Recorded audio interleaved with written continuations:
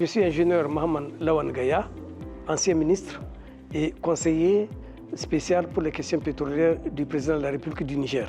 Bon, ce qui m'a le plus impressionné depuis l'ouverture de cette session, c'est d'abord le thème.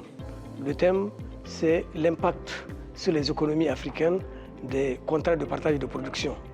Jamais nous n'avons eu à discuter donc, de ce genre de thématique. Et l'essentiel des retombées fiscales, financières, économiques à partir donc des ressources pétrolières, justement relève de ce cadre juridique. Et ce cadre juridique, nous l'avons très mal assimilé.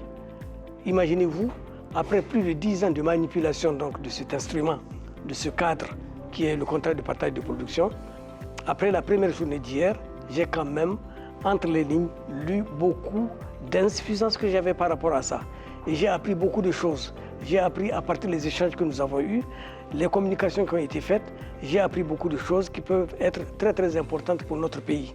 Et je crois que les pays africains qui participent justement à ce genre de rencontres doivent effectivement s'y en inspirer de tous les débats qu'il y a eu ici pour pouvoir revoir donc leur législation pétrolière ou voir leur manière de gouvernance des ressources extractives, particulièrement les ressources pétrolières, parce qu'entre autres, hier, c'est la première fois que j'apprends qu'on me dise qu'en Tanzanie, ils essaient d'instaurer le contrat de partage de production dans le cadre de l'exploitation minière.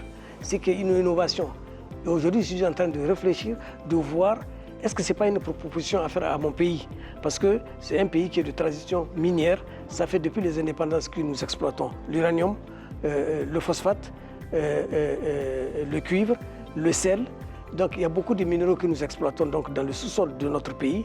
Et je crois qu'il nous faut un cadre réglementaire nécessaire pour pouvoir capter toute la rente au bénéfice de notre pays.